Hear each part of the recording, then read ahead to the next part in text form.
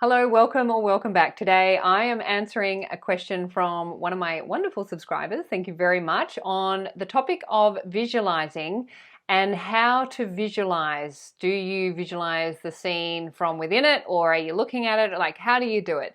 And I want to share what I believe to be true and what I believe to be the most powerful according to what Neville would teach and the principles of the law of assumption. So stick around.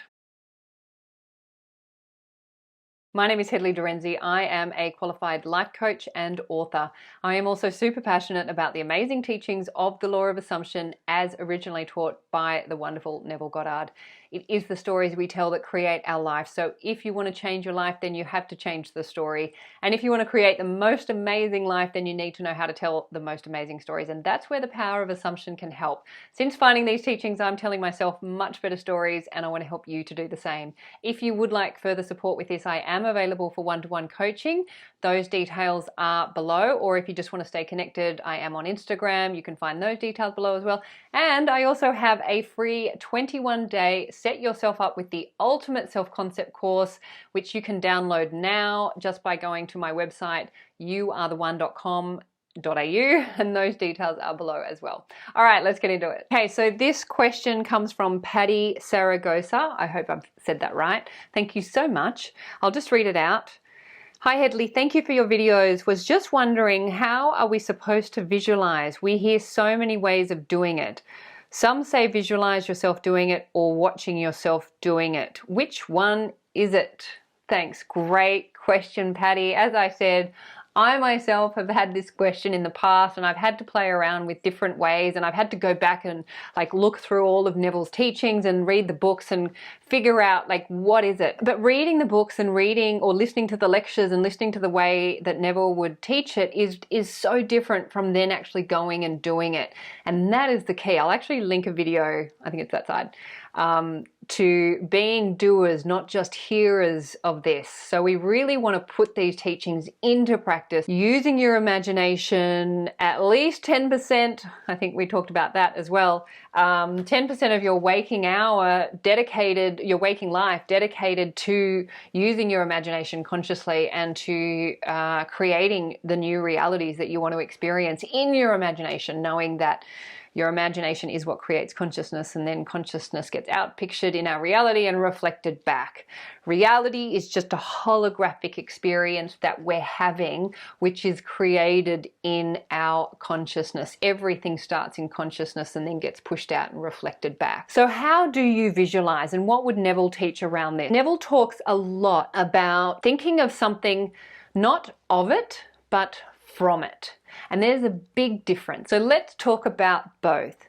When we think of something, we are outside of the experience. And I want to bring it back to a super basic example, like driving a car, because this is something that most of us can relate to. Let's imagine that you are driving the car that you're driving. That's the car that you're driving. And let's just, for the purpose of this activity, assume that the car that you're driving is not the car that you want to be driving. So you want to drive another car. And I've certainly had this experience myself a long time before I knew of the power, or was really consciously aware of the power of assumption and how to use it. But I was driving just a standard car, and I wanted to be driving a more luxury vehicle. I engaged the power of my imagination to create that experience, and then this vehicle came into my reality in the most amazing way. So if you've got a car that you would love to drive, what most of us would do is observe a luxury car from a distance and say, I would like to drive that car. But we're coming at it from the place of the car that we're driving, and we're looking out and we're thinking of the car that we want to drive. Do you see what I mean? So we're thinking of it. What we want to be doing is to think from where it is we want to be. So if we're driving a standard car, we want to be driving a luxury car, we want to put ourselves in to the luxury car. Now that's a big shift from thinking of the luxury car to being in the luxury car. But that shift is what is the difference between continuing to drive your standard car or driving a luxury car and having reality reflect that back in ways we do not know. As long as we can hold the consciousness of driving that luxury car, then that's all we need to do. That is literally, our job is done. That is all we need to do. We do not need to go out into reality and somehow figure out how we're going to get this luxury car and where we're going to get the money from and how we're going to afford it and like which deal we're going to go to. We don't have to worry about any of that.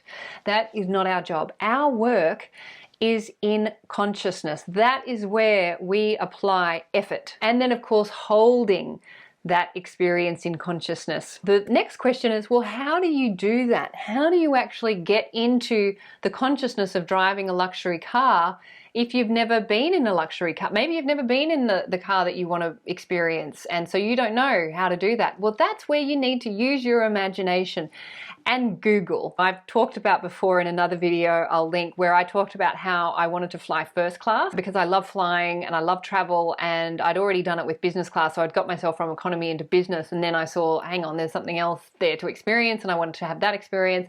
So I Googled what first class looked like. I Googled all different images and all different airlines with different seats because I wanted to get a sense of like what a first class experience was like. And I also started following all these people on YouTube who would take tours into first class airlines, and they would do tours and take the viewers into these first class cabins. And that's how I ended up getting this amazing first class experience, which totally came out of the blue. I didn't have to do anything for it other than pay for it, but even that was amazing because it was a rate that I could afford. You know, that's all we need to do is just work with consciousness. And if we don't know what's the experience is like and how to visualize it, then, and even if you can't get an image on Google, or you don't know, like there's no access to what it is, like let's say, I'm trying to think because Google has everything now these days, but let's just say for whatever reason that you cannot get an image or any kind of insight into what the experience that you want is like, then you really have to engage your imagination. Your imagination is infinite and it can create anything that you want. So create the experience that you want. A car and a first class ticket is kind of nothing compared to what's out there. Like there are the infinite experience. Maybe you want to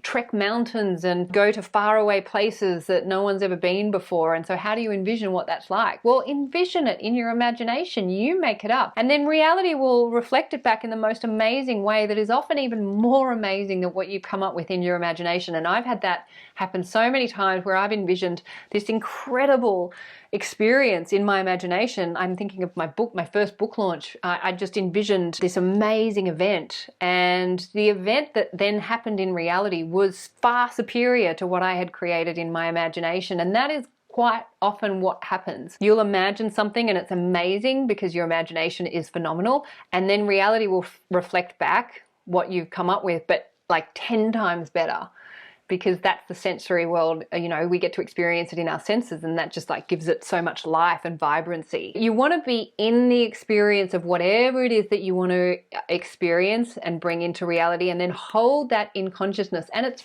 fun. Like if you want a new home, you have to be in that home, not looking outside at that home or looking at the vehicle and looking at the brochure and being like, oh, I'd love a home like that, or driving down the street and going, oh, I'd love that, but I can't afford it. Like, no, you want to be in the home that you want to have. And even if you don't know what that home looks like, well, you would know if you want 2 bedrooms or 3 bedrooms or 4 bedrooms. You'd know if you want a pool or a big backyard or a view of the ocean or of the landscape. Like, have a look around at some of the experiences that you might want to have, and then put yourself in them, whatever it is. And then if you don't know what you want and there's nowhere to find out what that is, then create it, get a sense of it, and then put yourself in it. And just know that your consciousness is the one and only reality, and what you are imagining is what's real. That's what's real. Your imagination is what's real. Reality is just a reflection. So use your imagination in the most amazing ways and create the realities that you would want to create for yourself, and know that you are worthy and deserving of having everything that you want and more. Like if you have a desire for something, that is God working through you, moving through you, wanting to being expressed through you, and God is your imagination. So if you have a desire, that's all you need to know that it is absolutely possible for you to have that experience in your reality, but you have to engage your imagination. That is your godliness. That is what we are here for, to experience and express our godliness through our amazing and wonderful human imagination. So yes, that is the answer to the question. Be in the vision. Put yourself in it, and then use your spiritual senses to experience it, to see it, to hear, to listen to the sounds, to feel anything, to smell, to really put yourself in the experience and live that experience as if you already have it. Please remember, you are the creators of your reality. You are the superstar of your show. You are the producer, the writer, the director, and the actor in your movie. Whatever you assume to be true will be so.